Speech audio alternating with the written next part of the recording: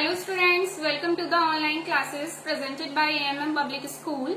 तो क्लास 6 आज की क्लास में आपका सब्जेक्ट है मैथ्स। तो ओपन कीजिए अपनी मैथ्स की बुक क्लास 6। स्टूडेंट्स अपनी बुक का पेज नंबर 15 ओपन कीजिए और पेज नंबर 15 पर है आपकी एक्सरसाइज 1C। तो आज हम इस एक्सरसाइज को करेंगे और इसमें क्वेश्चन है 15, लेकिन आज हम करेंगे क्वेश्चन 1 to 10। तो आप देखिए, पहला क्वेश्चन है how many centimetres are there in 1 kilometre.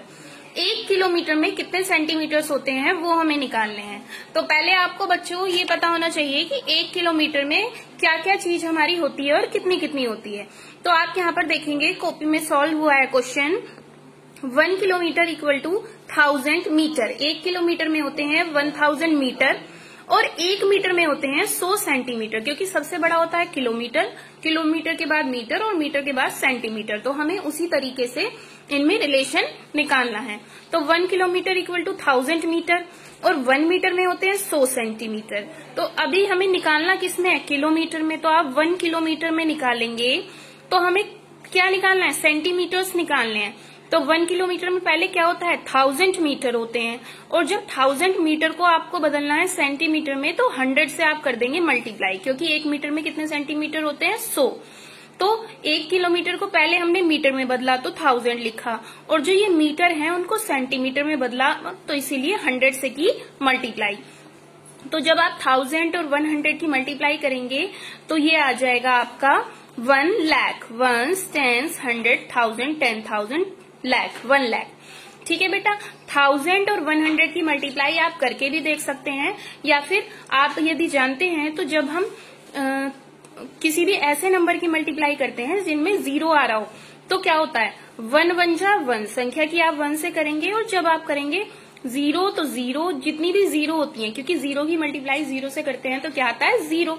तो जितनी भी उस क्वेश्चन में उसमें 0 हैं, जैसे कि इसमें कितनी 0 यूज हो रही है? 1 2 3 और यहाँ पर 2, तो 3 और 2 कितनी 0 हो गई? 5। तो हमारे आंसर में 5 0 आ जाएंगी, और जो डिजिट है उसकी डिजिट से आप मल्टीप्लाई करेंगे वो यहाँ लिख देंगे। 1 1 जा 1 और बाकी की सारी 0 को काउंट कर कर यहाँ लिख देंगे। तो आपकी जो मल्टीप्लाई है वो बिल्कुल करेक्ट आएगी। और यदि आप ऐसा नहीं जानते हैं तो आप पीछे यदि मल्टीप्लाई करके देखेंगे तो आपका यही आएगा। अब नेक्स्ट क्वेश्चन है how many millimetres are there in 8 kilometre. 8 kilometre में कितने मिलीमीटर्स होते हैं? तो 1 किलोमीटर इक्वल टू आप जानते हैं 1000 मीटर होता है। अब आपको मिलीमीटर तक पहुंचने के लिए मिलीमीटर से पहले जो जो भी यूनिट्स आती हैं उनसे होकर जाना पड़ेगा।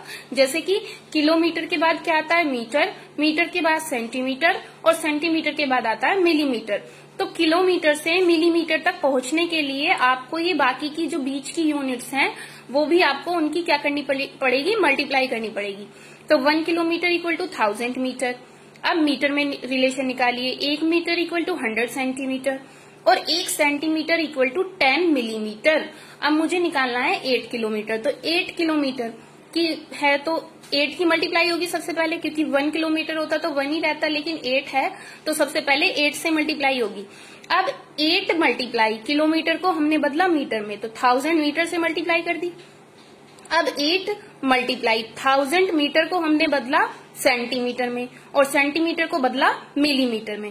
तो 1000 की मल्टीप्लाई किससे होगी? 100 से, क्योंकि 1 मीटर में 100 सेंटीमीटर, और सेंटीमीटर की मल्टीप्लाई किससे होगी? 10 से, क्योंकि 1 सेंटीमीटर में 10 मिलीमीटर। तो 8 मल्टीप्लाई 1000 मल्टीप्लाई 100 मल्टीप्लाई 10। तो अब आप देखिए 8 1 जा क्या हो जाएगा? 8, 1 1 जा 1, 1 1 जा 1 और 8 1 जा 8, और जितनी भी 0 है उनको काउंट करके 1 2 3 4 5 6, 1 2 3 4 5 6 आप जीरोस लगा देंगे और पीछे से लिखेंगे मिलीमीटर। यानी कि किलोमीटर में कितने मिलीमीटर होते हैं? किलोमीटर से मिलीमीटर तक जाने के लिए आपको इन सारी यूनिट्स को चेंज करना पड़ेगा। यानी कि किलोमीटर को आप पहले मीटर में चेंज करेंगे, फिर सेंटीमीटर में, फिर मिलीमीटर में, और चेंज करने के लिए आप करेंगे मल्टीप्लाई। तो इस तरीके से आप 8 किलोमीटर को मिलीमीटर में चेंज करेंगे। नेक्स्ट क्वेश्चन है how many metres are there in 92 kilometre. 92 kilometre में कितने मीटर्स होंगे वो आपको निकालना है। तो 1 किलोमीटर में कितने मीटर होते हैं? 1000। अभी आपने ऊपर वाले क्वेश्चन में भी सोल्व किया। तो 1 किलोमीटर इक्वल टू 1000 मीटर। तो 1 में आप जानते हैं और 92 का आपको निकालना है। तो 92 किलोमीटर इक्वल टू 92 की मल्टीप्लाई हो जाएगी 1000 से, क्योंकि 1 का आपको दे रखा है और आपको निकालना है 92 किलोमीटर्स का। तो जब हमें एक का देके ज्यादा का पूछा होता है तो हमारी होती है मल्टीप्लाई, यानी कि हम इंटू करते हैं। तो 92 इंटू 1000 मीटर्स जब आप करेंगे तो 92 1 जा 92 और पीछे कितनी जीरोस आ रही हैं 1 2 3, तो 3 जीरो आपकी इसमें आ जाएंगी। तो 92,000 मीटर्स आ जाएगा आपका आंसर। इसी तरह से क्वेश्चन नंबर 4 आपको दिया गया है, how many milligrams are there in 6 kilogram. अब की बार आपको 6 किलोग्राम में निकालने हैं मिलीग्राम्स। ये क्वेश्चन आप खुद ट्राई करेंगे और जो फोटोग्राफ आपको भेजी जाएगी वर्क की उससे अपना आंसर मैच करेंगे। इसी तरह से क्वेश्चन नंबर 5 है, how many millimetres are there in 45 kilolitres. Millilitres निकालने हैं आपको 45 किलोलीटर्स में। तो क्वेश्चन नंबर 5 ये भी आपको होमवर्क में करना है और जो फोटोग्राफ आपको दी जाएगी उससे आपको अपना मैच करना है। किलोलीटर से आप मिलीलीटर्स तक चेंज करेंगे, तो इस तरीके से आपको करना है। नेक्स्ट क्वेश्चन है आपका बुक में लैंग्वेज क्वेश्चन है, there is a stock of bags of wheat, यानी कि कुछ अनाज यानी कि गेहूं के बैग का आपको रिकॉर्ड दिया गया है। तो गेहूं के बैग कितने हैं 3,59,67,840। इसी तरह से आपको राइस के बैग दिए गए हैं और आपको दिए गए हैं बाजरा के बैग, यानी कि व्हीट, राइस और बाजरा। हमारे पास 3 तरह के अनाज हैं in and government godown. How many total numbers of bag are there in godown. तो टोटल कितने बैग्स हैं व्हीट, राइस और बाजरा तीनों को मिलाकर। तो टोटल के लिए आप हमेशा क्या करेंगे प्लस, यानी कि इस लैंग्वेज के क्वेश्चन में हमारा होगा प्लस। हमें तीनों तरीके के जो अनाज हैं उनके जो बैग्स हैं उनको प्लस करना है। तो जो भी लैंग्वेज का क्वेश्चन होता है आप उसे जानते हैं, आप उसे अपनी नोटबुक में डैश डैश करके उतारेंगे, यानी कि आप शुरू के दो वर्ड्स लिखेंगे, there is dash dash dash dash dash, और लास्ट में जो आ रहा है वो, जैसे कि गो डाउन। इस तरीके से आप क्वेश्चन को उतारेंगे और फिर इसकी लैंग्वेज लिखकर तब इसे सॉल्व करेंगे। तो number of wheat bags equal to जितने भी व्हीट के बैग हैं वो आप लिख देंगे, नंबर ऑफ राइस बैग जितने भी राइस के बैग हैं वो आप लिख देंगे। जब आप इस तरीके के क्वेश्चन करते हैं तो आपको जो लिखना स्टार्ट करना है, जो उसकी न्यूमेरिकल वैल्यू है, आप कभी भी उल्टे हाथ से सीधे हाथ की तरफ नहीं लिखेंगे, यानी कि आप लेफ्ट टू राइट नहीं लिखेंगे, हमेशा आप लिखेंगे राइट टू लेफ्ट। यानी कि आप पहले इधर से लिखना स्टार्ट करेंगे 0 4 8 7 6 9 5 3, इस तरीके से आप लिखते चले जाएंगे। इसी तरह से आप राइस के बैग लिखेंगे और इसी तरीके से आप बाजरा के बैग लिखेंगे। और अब आपको करना है total number of bags, total निकालना है, टोटल कितने बैग्स हैं। तो आपको यहाँ करना है प्लस का साइन लगाएंगे और सारी डिजिट्स को लाइन वाइज प्लस करेंगे। और ये आपको ध्यान रखना है कि डिजिट के नीचे ही आपकी डिजिट आनी चाहिए, यानी कि आपको जो न्यूमेरिकल वैल्यू है वो थोड़ी दूर दूर लिखनी है, जिससे कि आप डिजिट के नीचे डिजिट लिखें। जैसे कि आप यहाँ देख सकते हैं 0 के नीचे 0 आ रहा है, 4 6 4 एक दूसरे के सब बिल्कुल नीचे आ रहे हैं, तो इधर उधर नहीं होना चाहिए, डिजिट के नीचे डिजिट होनी चाहिए। फिर आप इसी तरीके से इन्हें प्लस करेंगे, जो कैरी आएगा वो ऊपर लगाएंगे। प्लस करना आप सभी जानते हैं ना। तो 4 और 6 कितने हुए 10, 10 और 4 14, 14 का 4 कैरी लगा 1। इस तरीके से आप पूरा सॉल्व करेंगे और प्लस करके जो आंसर आएगा वो हमारे क्या होंगे टोटल बैग्स। इस तरीके से ये आपका क्वेश्चन हो जाएगा। नेक्स्ट क्वेश्चन पर आते हैं, क्वेश्चन नंबर 7। क्वेश्चन नंबर 7 है आपका, मनोज हैज 53,85,980 रुपीज, यानी कि मनोज के पास इतने रुपए हैं। ही परचेज ए हाउस, उसने एक घर खरीदा और कितने रुपीज का खरीदा 38,76,560 का। एंड ए कार उसने खरीदी है ₹5,39,849 की। तो दो चीजें खरीदी गई हैं, हाउस एंड कार। फिर कहा गया है how much money does he has now, तो ये दोनों चीज खरीदने के बाद उसके पास कितने रुपए बचे। तो पहले हम जो उसका एक्सपेंस हुआ है, यानी कि जो उसने खर्च किए हैं, यानी कि हाउस खरीदा और कार खरीदी है, उन दोनों को करेंगे प्लस उसका टोटल एक्सपेंस निकालने के लिए। और बाद में जो उनके पास टोटल रुपीज थे, मनोज के पास जो टोटल रुपीज थे, उनमें से जो टोटल एक्सपेंस हुआ है उसको कर देंगे खर्च। तो मनोज परचेसेज ए हाउस, जो मनोज ने हाउस खरीदा है जितने भी रुपीस का वो हमने लिखे हैं। मनोज परचेसेज ए कार, मनोज ने जो कार खरीदी है वो हमने लिख दिए हैं। मैंने आपको बताया कि जो भी हम नंबर लिखेंगे वो हमें राइट हैंड साइड से लिखना स्टार्ट करना है और डिजिट के नीचे डिजिट आनी चाहिए।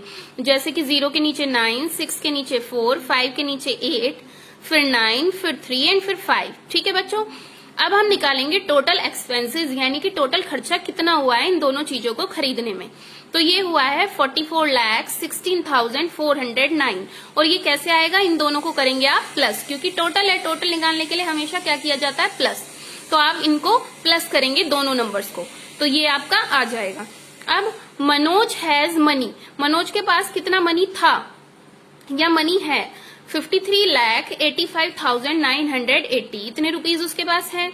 और इतने उसने खर्च किए हैं, मनोज ने खर्च किए हैं, ये जो ऊपर हमारा निकल के आया है 44,16,409, ये उन्होंने खर्च किए हैं। तो दोनों नंबर्स को एक दूसरे के नीचे लिखेंगे, डिजिट के नीचे डिजिट आनी चाहिए। और अब कितने रुपए बचे हैं, तो Manoj has money now, Manoj के पास अब रुपए हैं कितने। आप इन दोनों को करेंगे माइनस, क्योंकि बचे हुए पैसे निकालने हैं। भाई हमारे पास कुछ पैसे थे, उसमें से कुछ हमने खर्च कर दिए, तो बचे हुए पैसे कैसे निकलेंगे, जब आप पहले पैसों में से जो खर्च किए हुए पैसे हैं वो माइनस कर देंगे। तो इस तरीके से आप यहाँ पे 0 में से तो 9 नहीं जा सकता, तो कैरी लेंगे, 10 में से 9 जाएगा 1, यहाँ बचा 8। अब 8 तो पहले से था लेकिन कैरी ले लिया, तो यहाँ बचा 7, तो काट के हमने ऊपर 7 लिख दिया है।